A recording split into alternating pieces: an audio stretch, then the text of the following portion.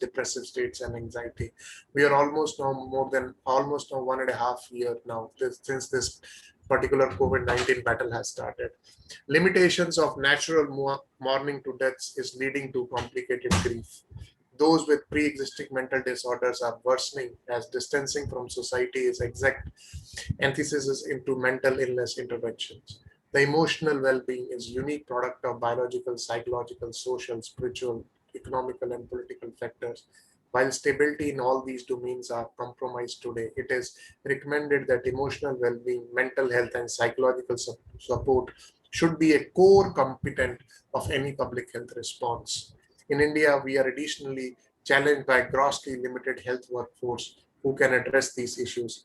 Hence, it is now important that these issues are addressed by enhancing emotional well-being and igniting self-compassion. As India battles this huge crisis, we at Eco India, that is Extension for Community Healthcare Outcome, the organization which started their motto in 2003 with the motto that how we can expand the capacity building initiative for building the health the capacity of our healthcare professional into different disease areas. We at Eco India, we had deeply value the role of these educational webinar series and appreciate the role of everyone, and especially the healthcare workforce to combat this growing burden. Today, to take this series further, we have none other than but a very eminent figure all from our India, that is Dr. Sangeeta Goswami.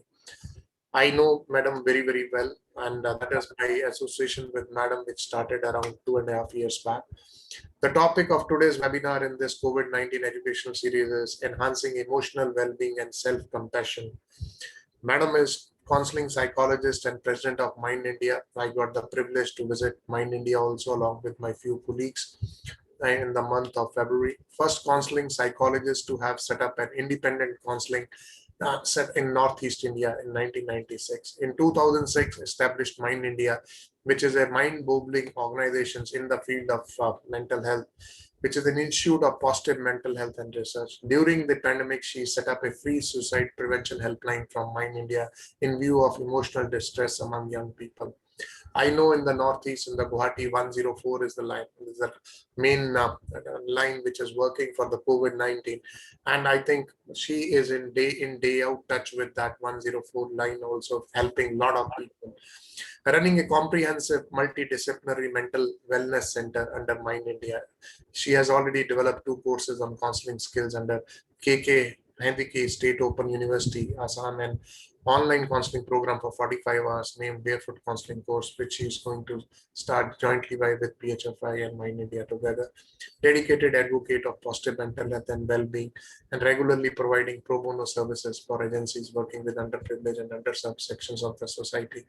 And it was really a pleasure to have a visit to this place and to know more once you meet physically one-to-one with them and with their organization. It's a humongous work which they are doing, and particularly for our northeastern states, for the underprivileged people.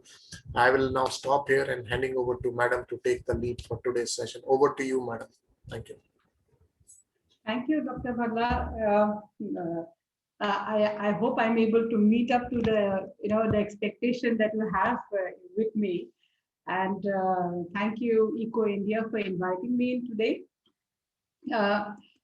And it's also a pleasure to be part of this eminent panelist, because I have been looking at all the panelists who have been there every week.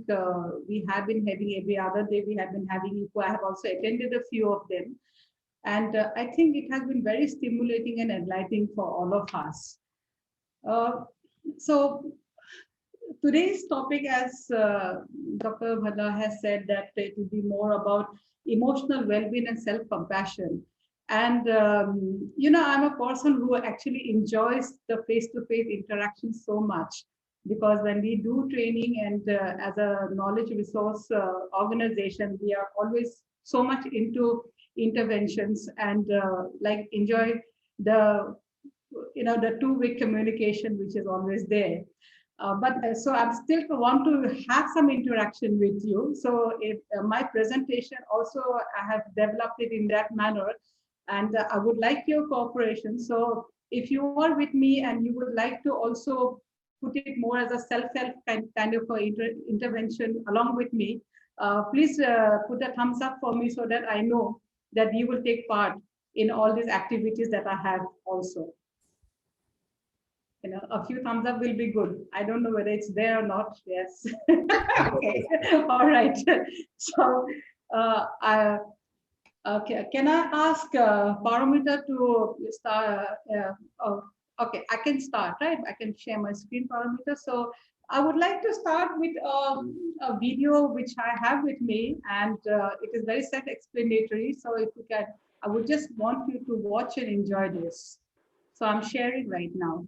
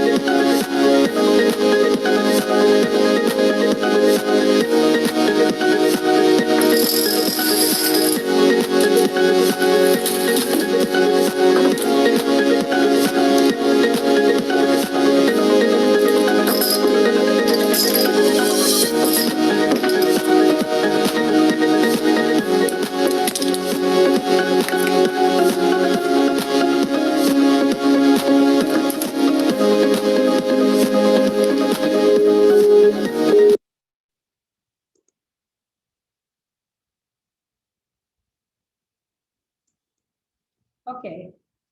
Hope you all enjoyed that. Did you? Yes, ma'am. Yes. Okay. So, my question out here is that while you were watching this particular video, what thought came to your mind while you were watching this video? Yeah.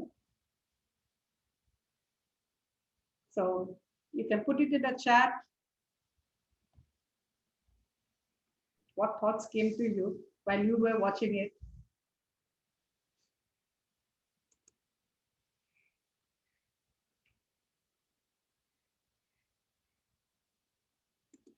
Yes. Okay, it was entertaining. So if I ask you to relate this particular, I think I can make a different disturbing dominoes effect. Yes, it is a dominoes effect. One is linking to the other one. And now, how do you think this particular video, how is it related to what is happening with us during this COVID situation? Can you relate it to that now? Because you did talk about a dominoes effect here. Okay, so how do you think you can relate that? Community spread, of course, be a very beautiful word. Absolutely, community spread is there. There are a lot of misconceptions nowadays that they think that you don't have to wear a mask. They think that it is not necessary. Oh, it is not in the villages. It is only in the urban area that it is there. Yeah. So what else? Yeah. Emotional contagion. Anxiety spreads due to false news, of course. And during this time, this is what is happening. So this particular, dominoes effect that I talked about, this basically talks about what is happening to us right now and what we need to do to look after ourselves. So do you get angry? I'm sure we all do. But since I can't see anybody right now, I will have to get along with. So I don't know, Paramita, how you're going to help me out, but there has to be certain responses. I'm really sorry, ma'am, but this is a webinar platform. So maybe, the participants, I would request all the participants to kindly, put your gestures, whatever you feel on the chat box, please. We'll be more than happy to take that. Absolutely. But I think we all get angry. So, do you think angry is good or bad? Some of you may say it is good, some of you may say it is bad. But what Aristotle actually said is that anyone can become angry, that is easy. But to be angry with the right person to the right degree, at the right time, for the right purpose, in the right way, that is never easy. And I think we all struggle with that. And since this kind of information that we have, it keeps on coming from the environment and we get it from our senses, right?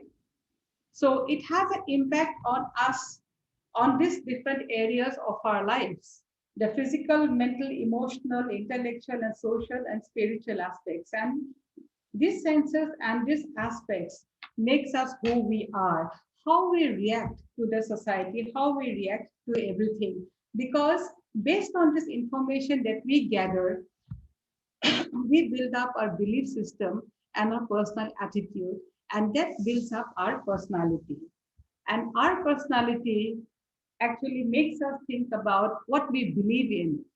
And as you know, if you think that you are a person who is positively oriented, I'm sure you must have also find a lot of people who are also negatively oriented. And as of now, you will find a lot of people who will have a very fatalistic attitude also. So you have to then go and reflect back onto the belief system of that person. What is my belief system? Because whatever you believe, that turns into thoughts. Your thoughts are shown as action, which we observe as behavior. So whatever behavior we are noticing now, how people are behaving, whether they are compassionate or not, whether they are able to express empathy to others, whether they are able to show empathy towards themselves. So all that will be dependent upon your belief system. You all know the definition of World Health Organization, but this is still to reiterate and just to have a recap for ourselves to say that health does not only merely mean physical health. And I think during this COVID times, we have understood that, a lot of studies have also come up now to say that, the recovery rate of people or of COVID patients also depends upon the mental state of that person. If I'm more positive oriented, if I want to look after myself and keeping the physical status same for both the persons, the positive oriented person may feel better and may be able to recuperate better. So definitely, which talks about the mind-body connection that we have. So health is a state of complete physical, mental, and social well-being, and not merely absence of disease or infirmity. Coming to mental health issues that we see now, it is estimated that 1 in 4 of us will experience some kind of mental health problems or issues during the year. But many of these issues or problems will be more to do of feeling low and anxious. So, because you see, if I'm looking at it as a dimension, so if you have sadness on one end, the other dimension will be depression. So it's not suddenly you will get into depression. So a lot of us may be feeling low and anxious or sad, but what has happened also in the buzzword nowadays is that where we hear the word, oh, I'm depressed. It's something which is very common, or oh, I'm in such a dark place nowadays. But if you really look at it, can we explain what the dark place is about? So describing mental health is also very important, because only then we will be able to understand how to manage and look after it. Of course, the severe form of mental disorders which are there, like schizophrenia or bipolar, those are seen about around 4 out of 1,000 during the year. But one of the saddest things that is happening is that, we are losing one of our close ones every 40 seconds to suicide in India. And this is very, very alarming. And especially it is more alarming because we are looking at the age group of more around from 20 to 40 years, within that age group. So we are actually losing out on human resource. We're losing out on young people, which can be the saddest thing that we can ever experience. And we have been talking about, Dr. Bhalla just said about the second wave has come, the third wave may come. But I think the third wave is what we are talking about, is the mental health wave. COVID may leave us, but it will leave us very damaged, and it will leave us damaged in the mental health area. So looking after ourselves becomes more so important during these times. Now, every day, of course, we go through myriads of emotions, from feeling sad to happy, irritated, angry, and I think within a day also we feel that, right? And especially this kind of stresses is more seen now because we are confined to our own homes. It may be a 2 BHK, at best a 3 BHK, and we have got maybe at least minimum of 4 people around us, and we are getting into each other's personal space. So we are not able to really look after ourselves much. So any kind of stress, especially among young people, it is more so difficult now because they are not able to rationalize or understand what they are going through. Even with children, we are finding that. But when these emotions disturb our everyday life to that extent that we are not able to function effectively, it's time to take charge and do something about it. I'm sure you must have also observed in different families or in your family too, that violence may have increased, your irritation and your fights have increased. In fact, the data which we have received now is that domestic violence have increased, abuse on children has increased, and especially by the parents, which can be the saddest thing that I can hear. So COVID more so, these are the stresses and the triggers are more so for COVID is because I think it's for 3 basic areas. One is that it is very, very ambiguous. We are still trying to wonder, what it exactly is. So it is so open to different interpretations all the time. The second thing is that it is so new for us. when COVID started in 2019, we really did not understand what is happening, and we got into 2020, and we are still trying to figure it out. Now, how to go about it. Even now, also we are trying to figure out in regard to our vaccines and things like that. So you see, we do not have any experience to fall back on. Suppose, if it is polio, we understand, all right, we have experienced that, so we know what to do. Now, if it's a flu, we know what to do. But this is something so new for us. And so it is, again, very unpredictable. We are very unclear about how things will turn out to be during this time. So if I ask you, what do you think are the impacts of mental health, during this time, during this COVID times? Can one of you or a few of you just tell me what are the things that you find, during this difficult times? What are the mental health impact that is happening during this COVID-19 times?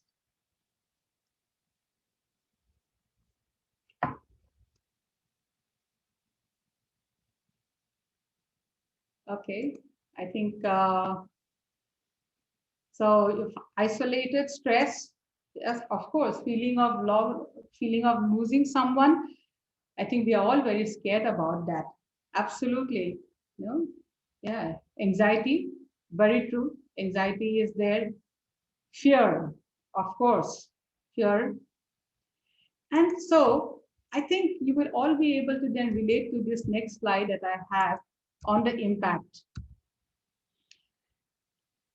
These are certain things that we have been going through, and I have been, just putting it down based on the kind of clients who are coming in, who are reaching out to us in our counseling centers. This is what I was able to put it down as some of the very important and pertinent impacts of mental health during these COVID times. One is anxiety, which you have all stated, the overwhelming feeling and the fear of virus, the constant negative thoughts, the what if, what if, what if. So now what happens, when you are saying what if, our cortisol level also increases, which is again, a chemical which makes us a little more fearful. So what happens because of the vagus nerve, which which is the longest nerve which connects the mind and the body, it goes through that, and it affects our body also. So we also find a lot of psychosomatic issues which are also coming up: headache, migraine, stomach ache, not being able to, the pains and aches that we are also feeling. So anxiety is something which is very, very high on the list. Coming from there to grief, the unexpected death, and what we are feeling is that it's so uncertain that how am I today? What news am I going to hear about somebody who is close to me is something that we keep on thinking about. The feeling of hopelessness and helplessness, not being sure, the uncertainty of things, and the stress. And more so because we are also working from home. A lot of us are working from home. So I have seen for myself, I have not been able to demarcate my home life and my office life. So very consciously now I have to take certain time off for myself. Otherwise, I'm not able to bring that balance of work and life. You also mentioned about isolation, the lonely feeling, the cabin fear. Some of them, I have the young person who has called me just a few days back said that, ma'am, for 1 year, I am just locked in the house. I do not have any social interaction with any of my friends. And I am also not in any mood to also go over the virtual platform to also reach out to them. Somehow today I called you. So those kind of feelings also have been very much there. And more so the fear and the insecurities also because things are not in our control. A lot of things which were in our control is no more there. And that is why the anxiety and the burnout has happened, the insecurity of the environment has happened, financial challenges, the loss, the job-related issues, and the death anxiety. One of the biggest mental health illnesses that has come up more is OCD, obsessive compulsive disorder. We always say wash your hands, it is good for all that. But a patient or a person who has got slight symptoms of OCD, we have seen an increase of these symptoms because of this lockdown and these COVID issues. Now, if I talk about grief, because a lot of us have lost, our close ones maybe, or some of your friends or your colleagues or family may be also COVID warriors. So grief is something that we did not recognize so much earlier, or we did not state it because it was not something like an everyday matter. Though, of course, the Indian philosophy also talks about grief in different ways by looking at it more ritualistic. But now, even during this COVID times, we are not able to keep up with those rituals also. And that is why there's a lot of unfinished business feeling, a loss of control, and we have not been able to have any closure with ourselves of losing somebody. So what happens when grief happens to you? If I look at this particular slide, if you look at it, this is the circle which represents your life, and grief is there, which is represented by the shades that is there within that. Many of us think that, and a lot of us also give solace to others to say, no, you will heal on time. Time will heal you, and it is okay, and things will be all right. But these are certain false hope that I think that people give. So actually what happens is that during grief, your grief doesn't reduce completely, but your life grows around the grief. So you learn how to just be with the grief and also move on with life. And that does not mean that you move on with life very mechanically. Some of us also grow positively, which is what we call as resilience, which is what we call as anti-fragility. Anti-fragility means that it is going beyond resilience and thriving more and looking at things more positively. And we can do that by just offering others our help of understanding and listening. As George Orwell has said here, perhaps one did not want to be loved so much as to be understood. And that is why counseling becomes so important here. That is why reaching to a mental health professional becomes so important, where somebody will listen to you without any judgment and in confidentiality. A lot of us, who we meet, who they come to us, they say that, ma'am, I know what to do. I just need somebody to listen to. So we can be your sounding board. Okay. So while going through that, and while going through all the COVID issues that we have got, sometimes we are not able to understand when do we need to actually reach out to people, when do we actually need to talk to a mental health professional or to somebody who is close to me, who you think will be able to help you. So this is a checklist which you can look for yourself as well as for others. So maybe in your own way, just take a few seconds just to find out whether you are putting any tick marks on those boxes that are there. The first one is that you please check for yourself if your daily routine is disturbed. Like for example, it can be anything that I am sleeping late, or I'm not able to get up from my bed, or I'm not able to really put my mind into what I'm doing or working. So all that are part of your daily routine being disturbed. Second is the sleep appetite and feeling tensed or worried or sad. Again, to understand, you have to find out the frequency and the duration of the symptoms. 3, check what is bothering them the most or bothering you the most. So a lot of things, maybe, your friend may just reach out to you and say that, this is bothering. So she may give you, 1, 2, 3, 4, 5 or 6 lists. And then you may ask, what is the foremost thing that is bothering you? So you will be able to identify and help that person to first focus on what is more that is most important to go for. Number 4 is identify if you or they are feeling anxious. which you can find out from their tone, from their voice, from the nature or the content of what the person is saying. Then you identify if they are or you are expressing hopelessness and helplessness. Like, for example, somebody may say, I really don't know. I have just put my insurance papers in place, or I have just told my wife, what are the things which are the papers that you have to look at. Or sometimes they may come and say, oh, everything is over. Really, I think it's doomsday now, or there's no hope. I don't know what to do. So I feel like dying. So those are symptoms where the person may be suicidal. You may also be thinking about, the person may go through depression. So these are the symptoms that you need to look for. And that is the time maybe you help them to reach out to a specialist or to a helpline, or you can also do the same for yourself.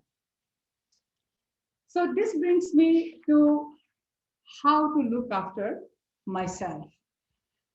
I have based it on the emotional well-being, the components on Daniel Goleman, emotional intelligence, and I have put in the framework from there, where we talk about self-awareness, self-regulation, motivation, social skills, empathy, and self-compassion.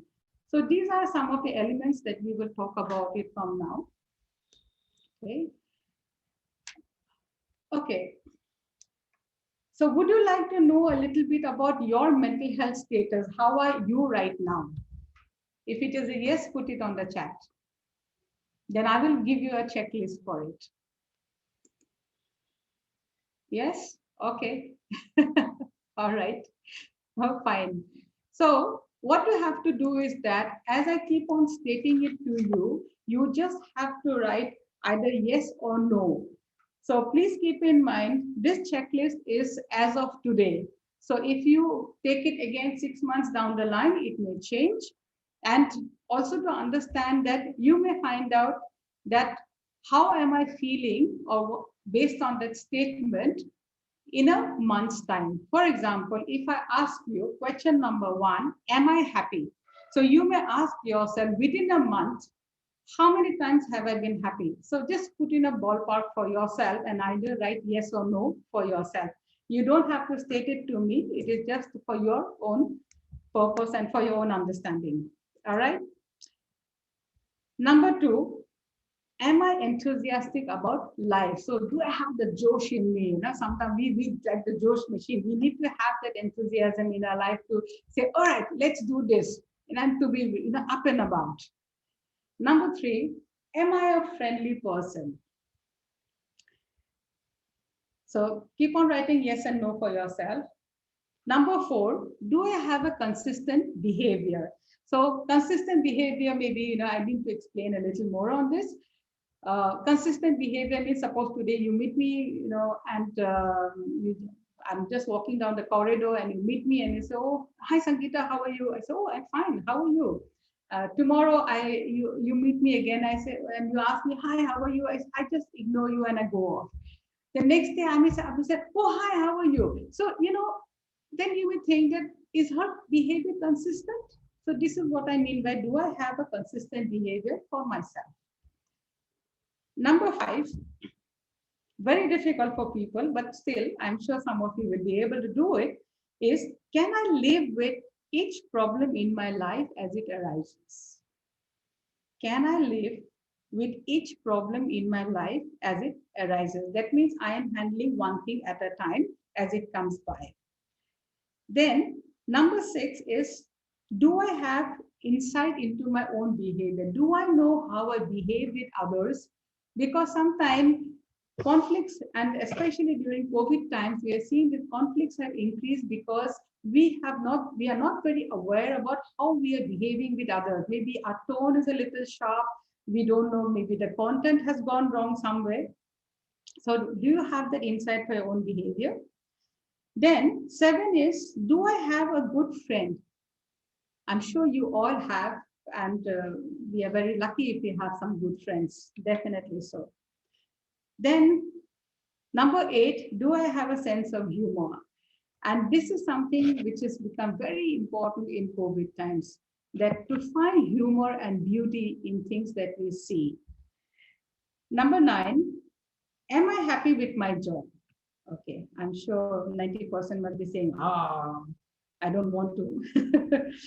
Number 10, which I struggle myself, is do I know how to worry one thing at a time? So sometimes I go all over the place thinking that, oh, I need to do this and do that and do this. So this is where I struggle with my checkpoints on positive mental health.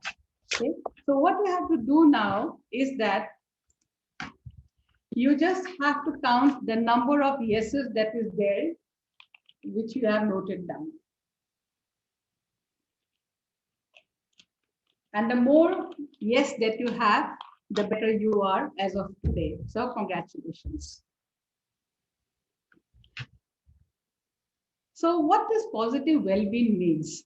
It is where you are in control of your feelings, you feel, and you're also feeling in control of things around you, being able to make rational decisions, to weigh it out and to see what is the best fit program for me, being in touch with my feelings. Again, a lot of times we are not in touch with our feelings, and that is why we are not able to manage or control our feelings. Being able to form positive relationships. This is very interesting, especially for young people. Today in Facebook, you will see the status is, yes, I am in relationship, and tomorrow it is again not there. All right. Again, then maybe, some fighters happen. Then maybe after a week, again, it is up and about as, yes, I am in a very stable relationship. And then maybe, I don't know what happens the next day. So forming positive relationship is something we need to work on. Feeling good about ourselves and knowing how to look after myself. So I think these are the main points that we need to also understand, because this is how self-compassion also comes in. So let me now share a story with you, because we have come to self-regulation and how we are going to look at it. Suppose you are eating breakfast and your daughter knocks over a cup of tea on your shirt. It can be a kurta also, don't make me, feel that I am gender, leaning towards one particular gender, but I'm trying to be gender neutral right now. So you harshly scold your daughter for knocking the cup over. She breaks down in tears. You then tell your spouse that she had placed the cup too close to the edge of the table, and a short verbal battle follows. So why did you do it? Why did you keep the cup so close to you? I was in a hurry. She may break the cup there.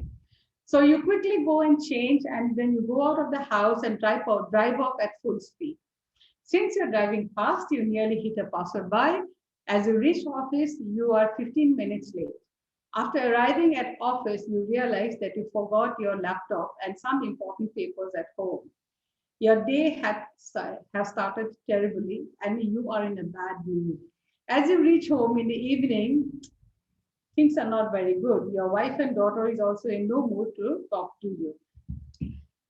So who caused that bad day for you? Was it the tea? Did your daughter cause it, or did you cause it? Yes. Let's chat. Who caused it? Let's find out. Can one of you put in the chat who caused the bad day? It was my reaction to the behavior. Okay. All right. Ma'am, I'm sorry, but somehow I'm seeing a black blob in the screen. I don't know if it is visible to everyone. Yeah, now it's not there. Yeah. Okay. All right. So I was actually looking at the chat. Most probably that is why it came in. So yes, C is your answer. You have no control over what happened. What happened thereafter determined by how you reacted to it. So 10% of a life is made up of what happens to you. 90% of life is decided by how you react to it. So this is what is called as the 90-10 principle.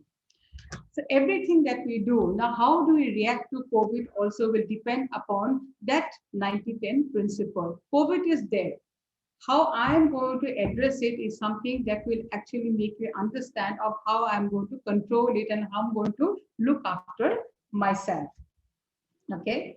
So self-regulation is basically where you are able to help yourself to stay in control of your feelings and to make thoughtful or appropriate decisions. Okay. So I'm sure that comes to a very interesting thing called worry.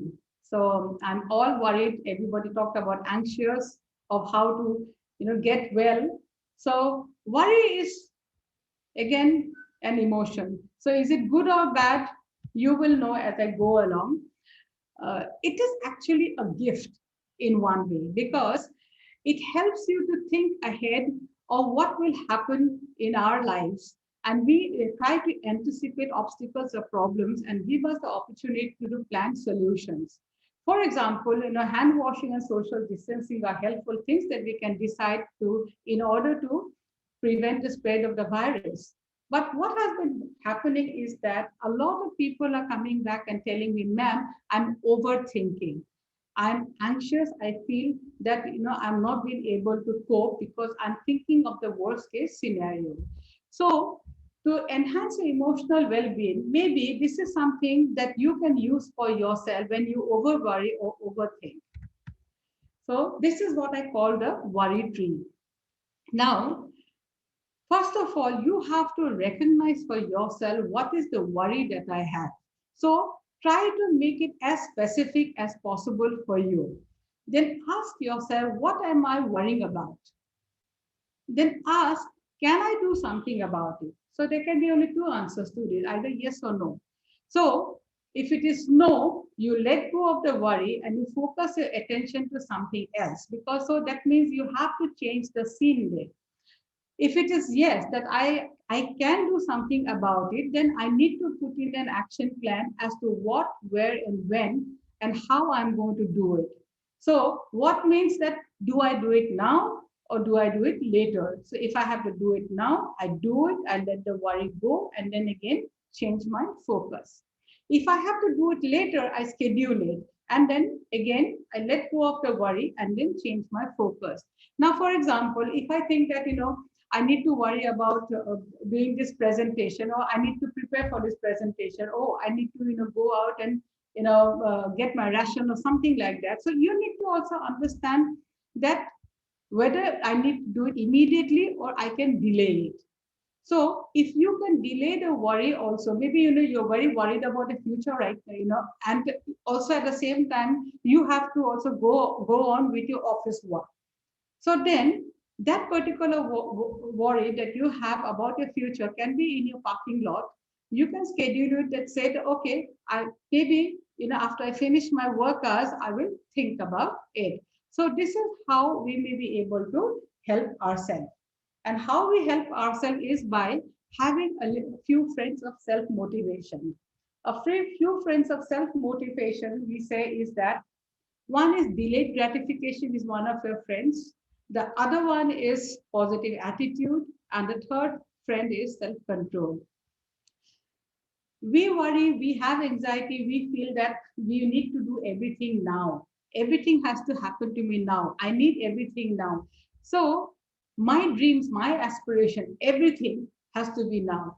But learning to have to give yourself delayed gratification was also very interesting. So this is called the marshmallow experience or the experiment that they had in the US in regard to children. And they said that people or children who were able to delay gratification, who had a positive attitude and who were able to control themselves a little more than the other children, they had higher SAT scores, that means exam scores. They had lower levels of substance abuse, the obesity was also low, and they had better response to stress and better social skills. So this was something very important. So some of the tips that you can do in regard to self-motivation is don't give up very easily. And sometimes it is good to use the power of deadline to help ourselves because we are then motivated to say that, oh, I need to finish it now. And while doing that, you seize responsibility. So you take the responsibility to make it happen today. And a lot of times we are not able to say no. And so that is why how we go on doing something else which is not very important, and we neglect ourselves. So it is good to also put in a little bit of assertive skills for yourself. Then forget about failure. I mean, don't forget it completely, because it gives you a lot of experience, and those experience also counts. But what I am trying to talk about here is that sometimes what we do is that we maximize our failures and we minimize our successes. Rather, it's very important for you to now to maximize your successes and minimize your failures. So this will help you also to motivate and to be more positive for yourself. And sometimes when we don't really want to do anything also, just tell yourself, I will just do this work for 10 minutes. So maybe then you can keep on expanding the minutes that you go by. Okay? And the best thing to do is to just put it on your wall to say, just do it. Hmm? So this may also be a motivating factor for yourself. Along with it, we also need the social support and the social skills, because again, when we are socially getting socially connected, our oxytocins also increase. So we are able to bring the happy chemicals up. And this is how, again, we help ourselves. So social connections, the social relationship become very important. And now, so I think it's more about giving quality time to others.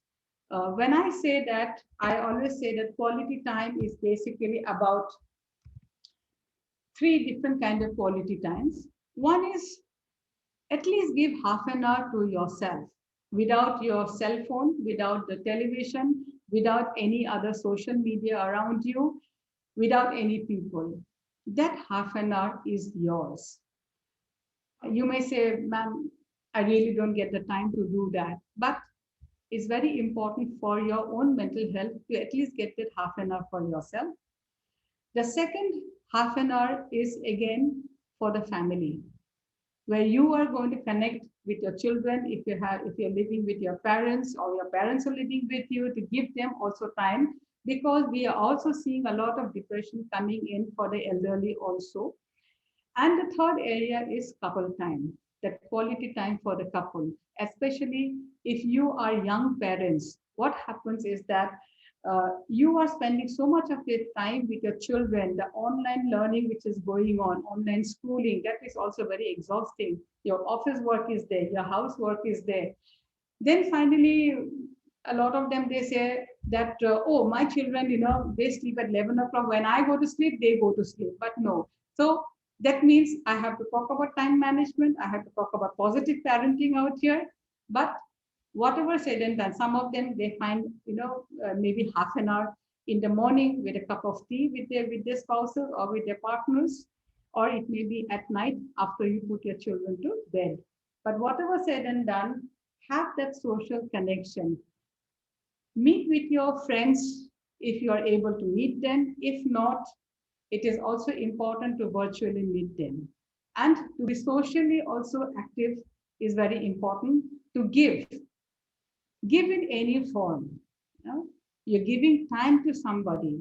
That can be the most precious thing that you can do. And to notice, to change, to notice observations, to notice about the other person and to compliment the other person becomes so important, because once you are doing that, you are actually putting up the positive energy to the other person. So this brings me to what is called as empathy. So here I would ask Paramita to help me out with a small video that I have. Yes, ma'am. Just give me a minute. I'm sharing it. Sure, sure.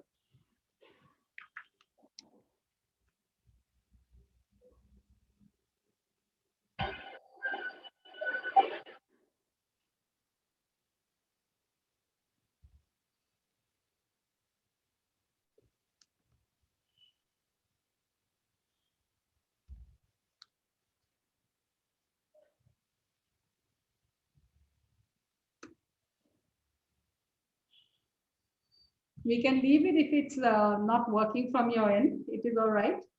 Ma'am, I can go ahead and share the screen if you want. Okay. Ma'am, I would request you to stop your screen share so that I can share. All right.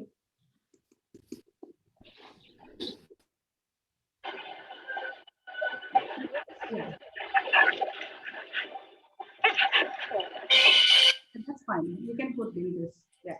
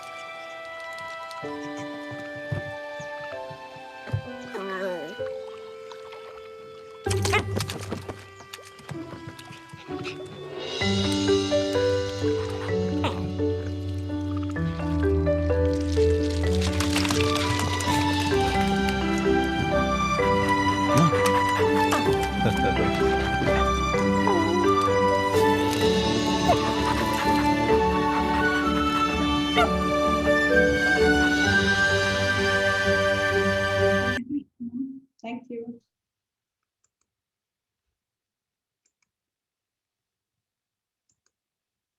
So I'll quickly get back to that.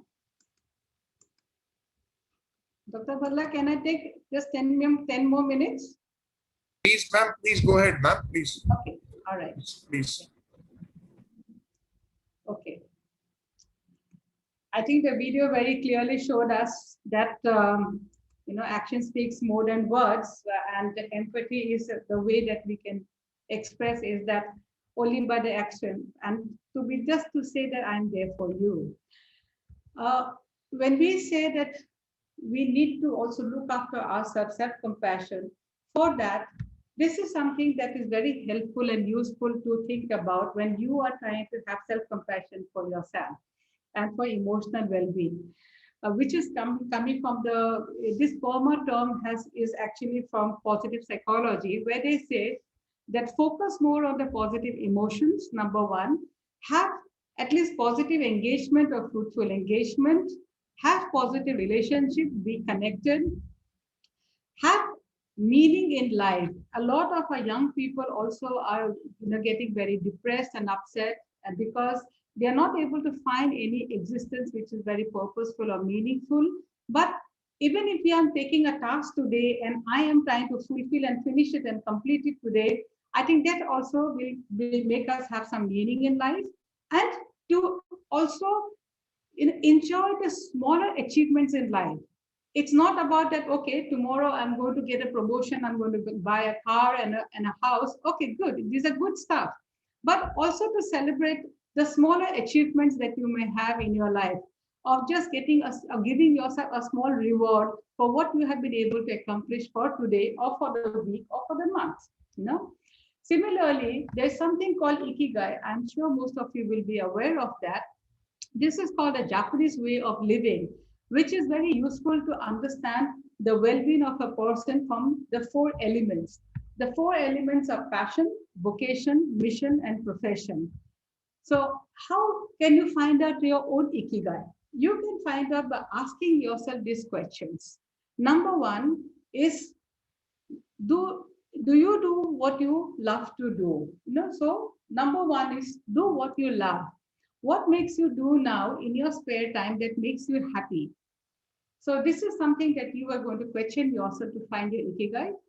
Then do what you're good at.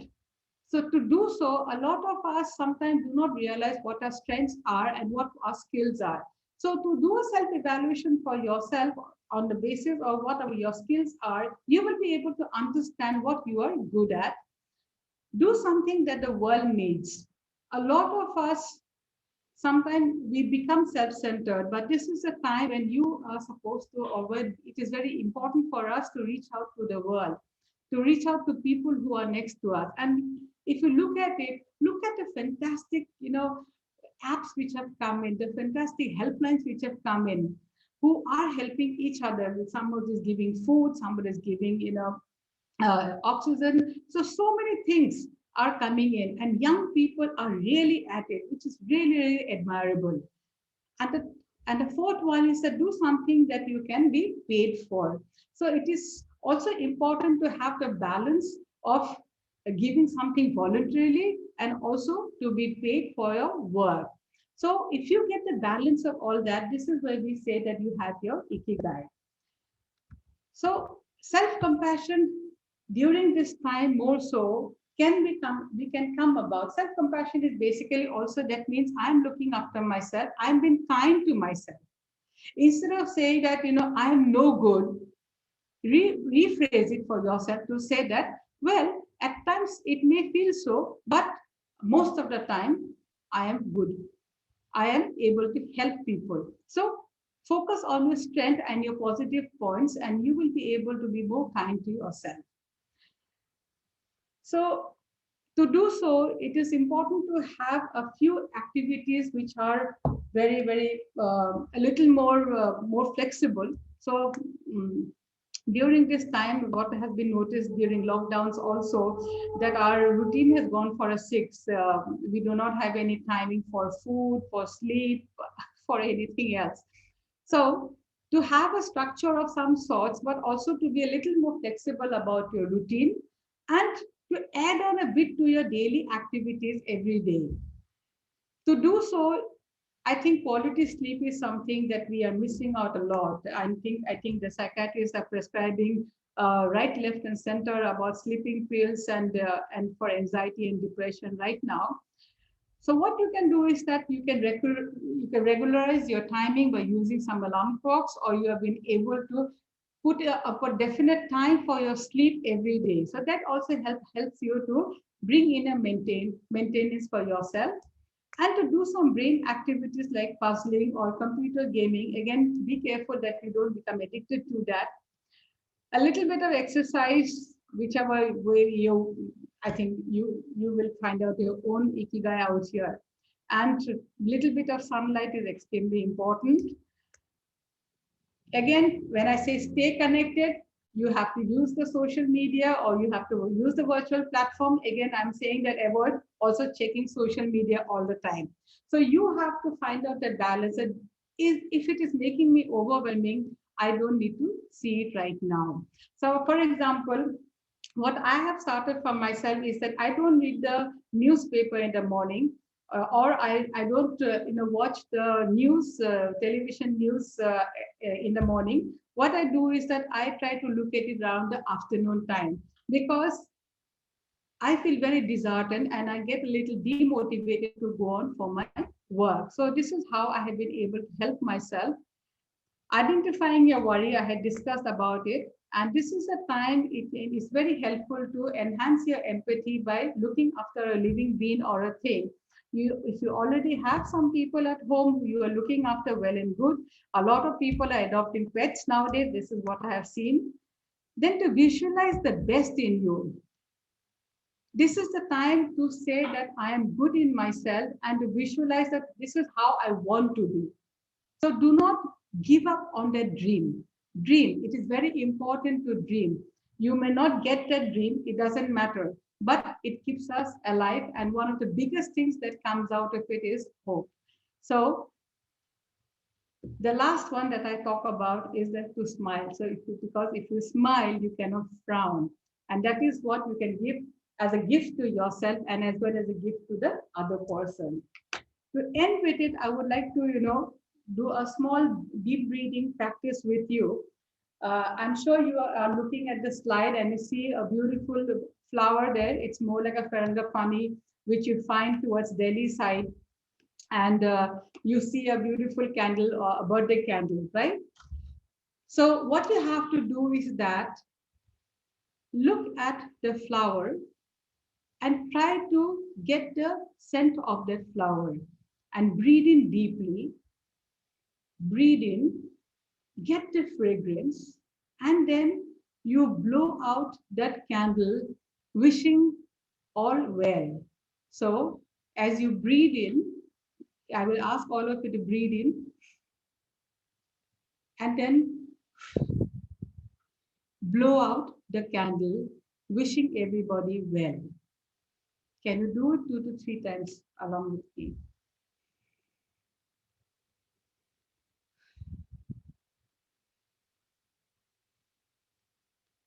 Breathe in the beautiful fragrance, the beautiful world around you, and blow out the candle and wish everybody well, including yourself.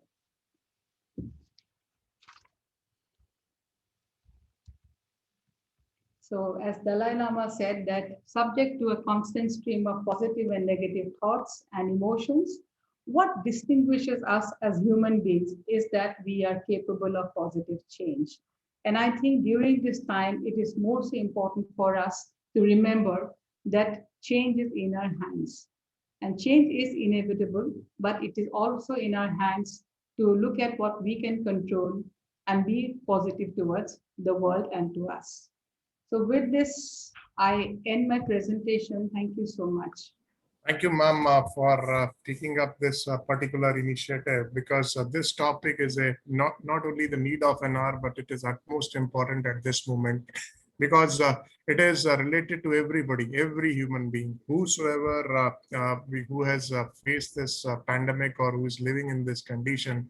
I think this is entirely important for all of us, that how to remain positive and spread positiveness. And you have touched upon the impact of COVID-19 on mental health. And as I mentioned you earlier also, that the mental agony which this pandemic has created, it has a different altogether setbacks to so many human beings and communities in times to come. This pandemic, though, has touched the health sector in a big way, but the after effects of this pandemic is humongous. People are going to enter into a lot of hunger. People are entering into a poverty. There are a lot of things on human trafficking side which will be picked up in a big way, because school dropouts are going to happen in a very big way. The after effects are too much. You have touched upon anxiety, grief, hopeless feeling, stress, loneliness, cabin fever, lack of control, OCD, death anxiety, burnout, insecurity. Perhaps one didn't want to be loved so much as to understood. That is what your line was. To check 10 checkpoints for positive mental health also, you have talked about very, very well. and you and friends for self motivation. I think this is the best time that we should be in touch with our colleagues, we motivate each other instead of entering into a WhatsApp university, sending the rumors here and there and making the people anxiety. We should we should give them a soothing touch at this moment, because this is the time where we can play a greater role as a motivator rather than a demotivator. And I think just do it. That was a very tagline, that just do it. I think this is the time to just do it. If we cannot do it at this moment, I think we are going to lose multiple things. Connect is important. Keep learning and be active and take notice. Empathy, you've touched upon empathy. Sympathy is another thing, madam, which I want to say. People always confuse what is sympathy, what is empathy, but both are interrelated and both have a great impact on on emotional well-being of a person. Action speaks more than words. So I think the person action speaks more than self-compassion. And at the end, ma'am, you have closed this thing that with a very beautiful wording of Shri Dalai Lama ji, that we are capable of bringing the positive change. I think this is the time to bring the positive change in spite of the devastating situation which are going on extensively all across globe and various countries. It has, because this virus has taught one thing, ma'am, very clear. It has no religion, it has no barriers, it has no boundaries, and it has moved everywhere, all over, and it has created only disasters and devastations only.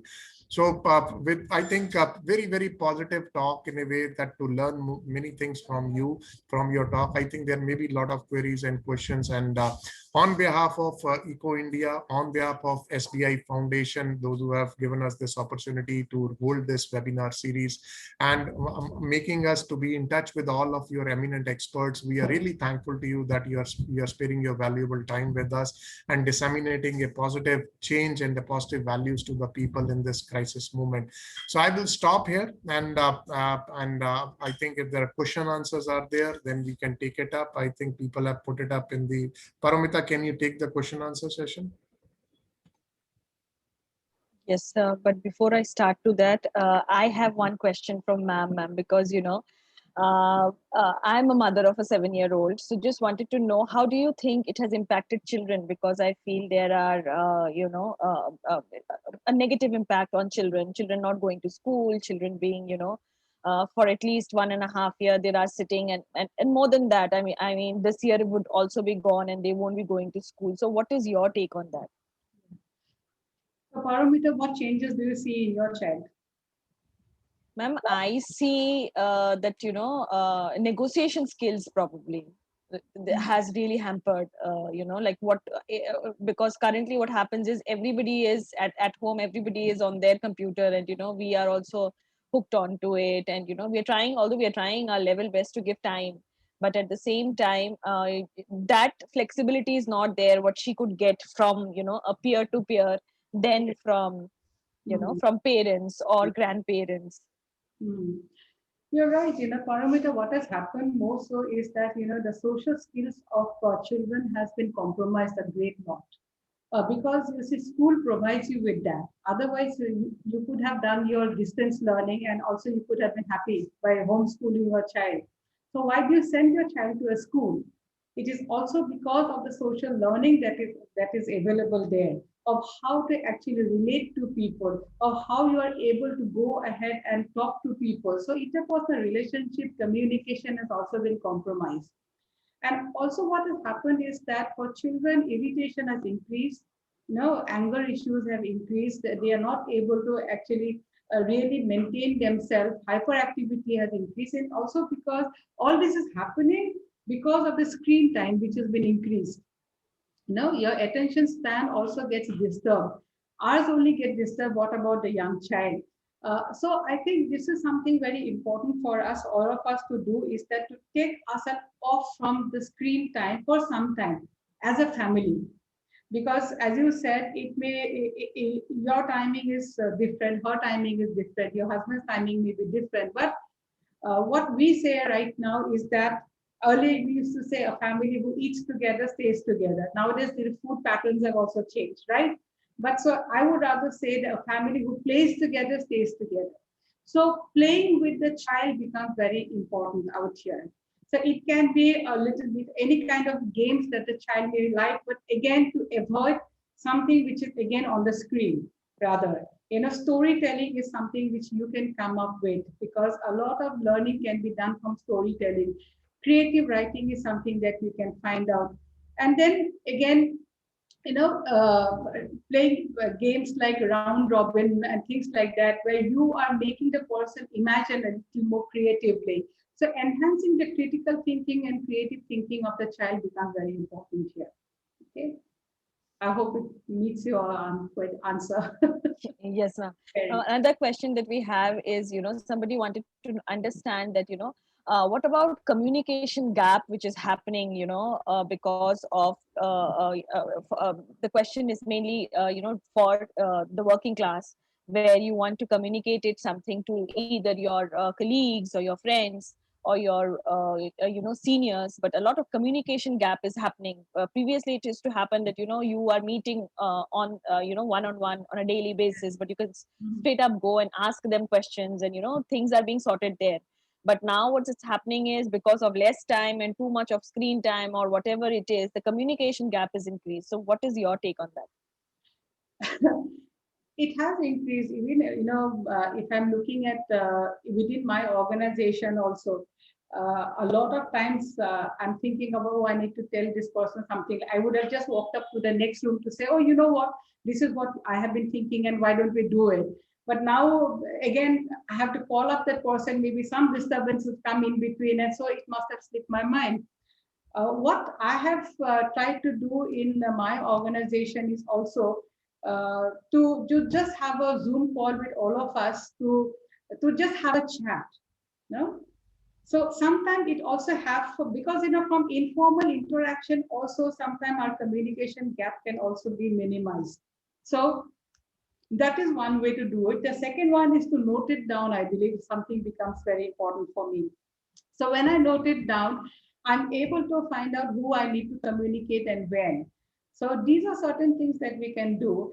Of course, if we will not be able to virtually really fill up the gap, but then I think these are certain things that we can try to do. Just at the top of my head, this is something that I have just shared right now. Great, ma'am. Great. So, sir, is there something from your side, or should we close the session today? I think, Paramita, there are 2-3 questions which have come up. Yes, Madam, one of our colleague has mentioned that wonderful session. Could you please share a few tips on self-care and how to prevent burnout for healthcare workers?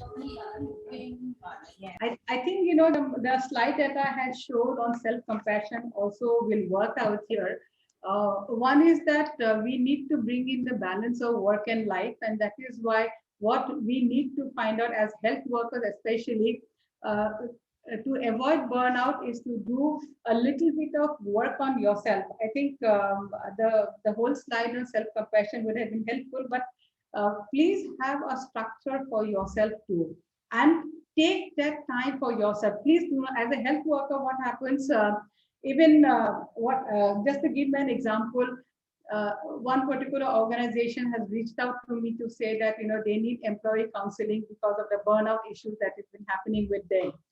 And so there are around 15 of them that I have to counsel. And so I had to schedule all of them. And then as I was scheduling, Saturdays were being covered up. All right. Then I told myself that, why am I trying to cover up all my Saturdays? Because I was feeling for them to say that I need to reach out to them as a health worker also. Then I said that, but what about my own mental health? When am I going to take a break? So very consciously, without feeling guilty, please take that break. So take a break in the week, take a break every day also. And it is okay. And the second thing is that you can tell yourself that I am doing whatever is in my hands or control, and this is at a no mode. Because a lot of times we come back and we feel that maybe with that patient I could have done a little more. But also to understand that we also have our limitations, and to accept that limitation becomes very important for us. Okay. The rest, of course, to practice gratitude is something that we all talk about. To be helped to say that at least as of today, I'm okay. And to be okay, I need to also appreciate myself. So as a health worker also, I would like all of you to raise your hand and pat yourself on the back, because nobody's going to do that for you. No? But if they do, well and good, that's a bonus. Otherwise also, to be motivated becomes very important. Thank you, ma'am. There are a lot of questions. I think one of the colleague is mentioning that I would like to know through which possible techniques to give the counseling for suicidal tendency and grief clients, rather than going for filling up of suicidal rating scale regarding depression and post-COVID situation, because the clients are not in mood to give the proper responses at the particular time. Only then they need to fill then they feel relaxed, then only they fill it up and hope that it will not be happen to their life again. Yeah. I think it's a very important question that has come in. You know, what has happened even when we were doing our suicide prevention helpline, what we have seen is that for us to go into the checklist becomes very difficult. So the first thing that I will ask you to do is to be available. Number one. When you are available, then automatically other things will fall into place. So even when you are also helping somebody in grief, listen to that person, be available, and whatever you can put in as an empathy, please do so. And gradually you will be able to make the person more calmer. And once you do that, that becomes helpful. The other thing is that you can also use the grounding exercise, which is there. The grounding exercise is very helpful for people who are in panic or in anxiety or in depression also. If you don't know the grounding exercise, I would like to just talk to you about, it is, you can also look at it, Google Baba is always there to help us out. But the grounding exercise is 5, 4, 3, 2, 1. So you can ask the person who is there with you, even if the person is virtually not in front of you, or if the person is in front of you, make the person sit down, allow them to take deep breath, and then ask 5 things that you can see around you, then 4 things that you can hear, 3 things that you can touch, 2 things that you can smell, and 1 thing that you can taste. All right. It can be also maybe nothing else is there. So take a bottle of water which may be next to you, and you just take a sip and try to experience that water getting into your mouth. You are gradually drinking it. So this is how you will be able to do so. And also you can do the deep breathing exercise also technique that I have taught you. So these are some of the skills which you can immediately do. If you know the checklist, which is called the SAD person, you can use that for your suicidal ideations or attempt, people who are having suicidal ideation, which is a very quick one, and you don't have to have a huge rating scale in front of you for that. Yeah. Thank you. Thank you, ma'am. And the next question that we have is from Kavita Sudhakar, where she says that, ma'am, could you please suggest some strategies to calm our young ones, as because of our work, we fall short of time despite our efforts to keep them busy in creative and brain-stimulating activities and minimizing screen time? Yeah. Kavita, right? She asked. Yes. Kavita, very tall order, but at the same time, what I will also say, what I have shared with Paramita is something which will also apply to you. Along with it, what has happened is that to make your children or to make your child calm, you may have a small place in your house where it is something like a peace corner. You can use it like a calming effect. So you may have, soft lightings. You may have some cushions, maybe on the ground where you can sit down. And there is a very beautiful exercise which is called the peace button. So you may have a look in Google to look at peace button. So if you say it's like a very soothing, song which you can sing along with your child, which is like peace inside, peace outside, peace around the world. So it also helps the child to keep on, chanting, and it's a rhythm that you can have. So these are small mindfulness exercises that you can do. The other one is also to give a variety of work to your child.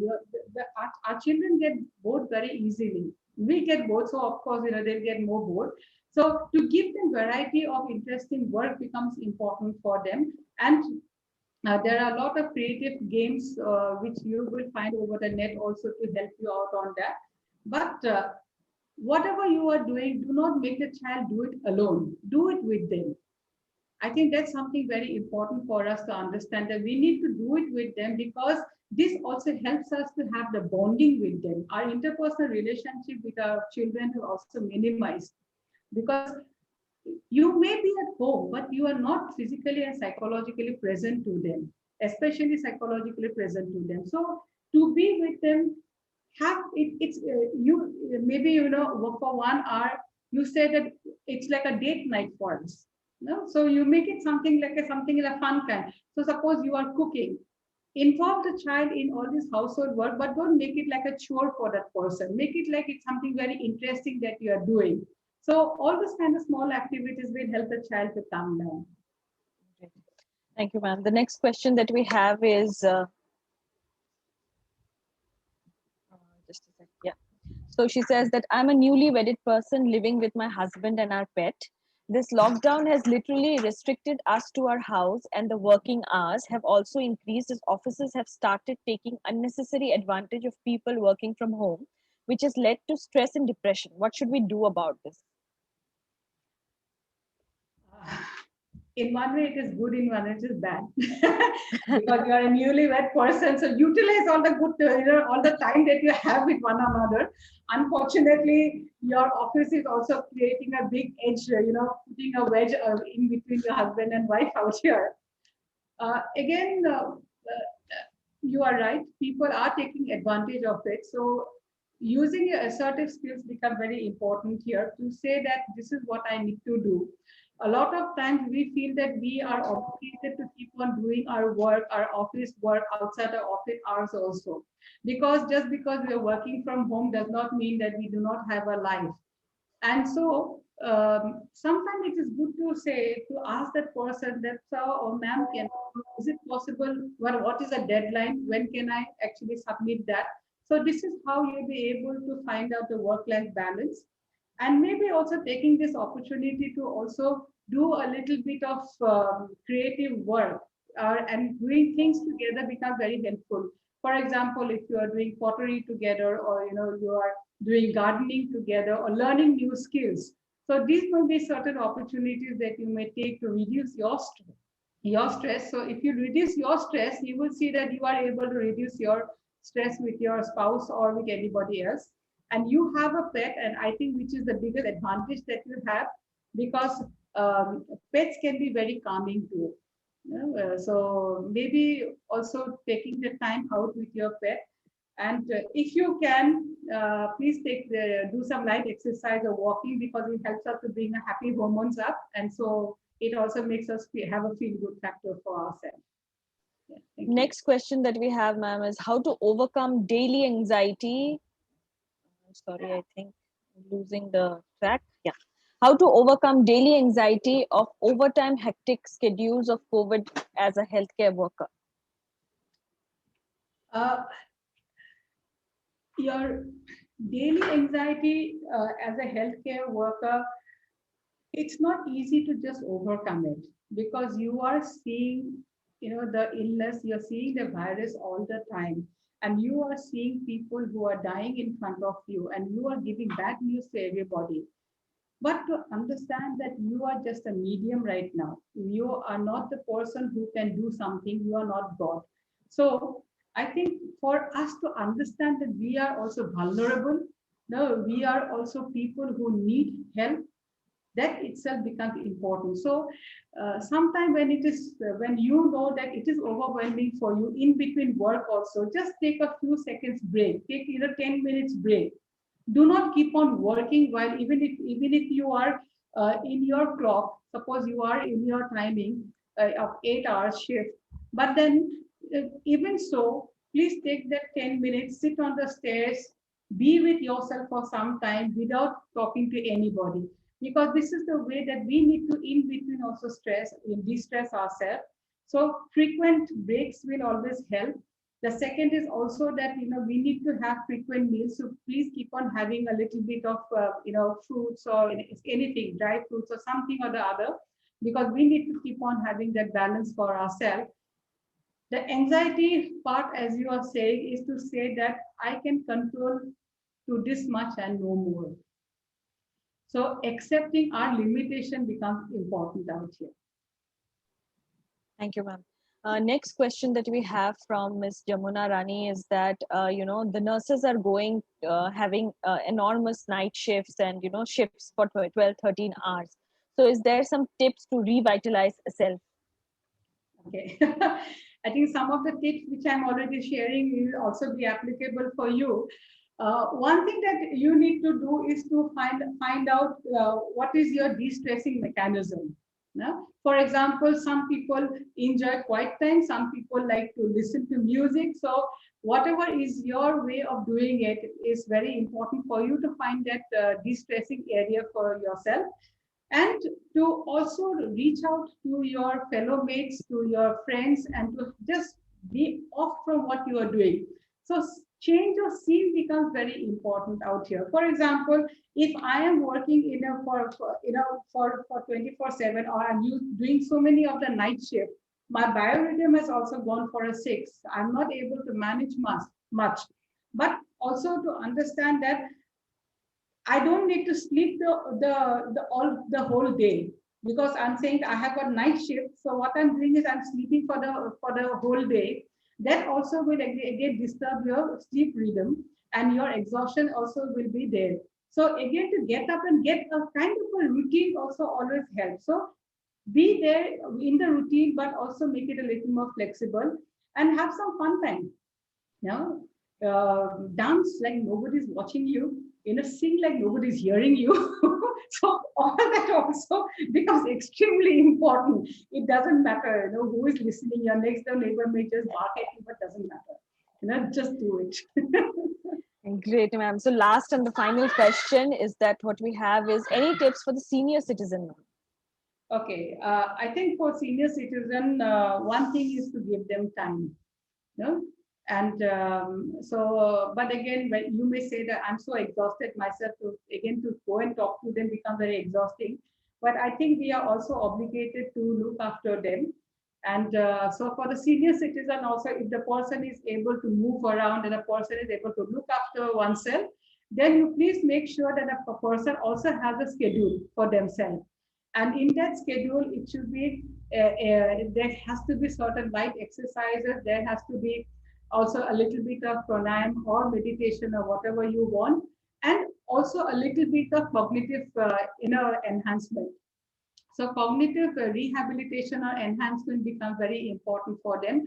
So doing Sudoku or matching the colors. So there are so many games which are there. So you can and to make them learn new skills. So maybe this is the time you can make them learn to use the smartphone if they are not using it till now. Now, so things like that also becomes important for them to stabilize and to have a feel good factor. And they are also people who needs that social connection. So to connect them to over video or for WhatsApp or anything, for them to reach out to their close ones. And if it is possible to make them go and walk around a little bit becomes helpful, but then you have to look at the situation before doing that. Okay, but a little bit of exercise and cognitive rehabilitation becomes important here.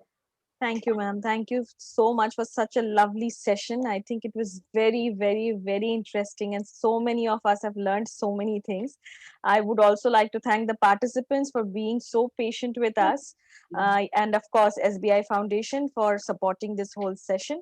Having said that, quickly, I would like to tell everyone that if you could just take out some time and please share, the feedback link has been shared with you.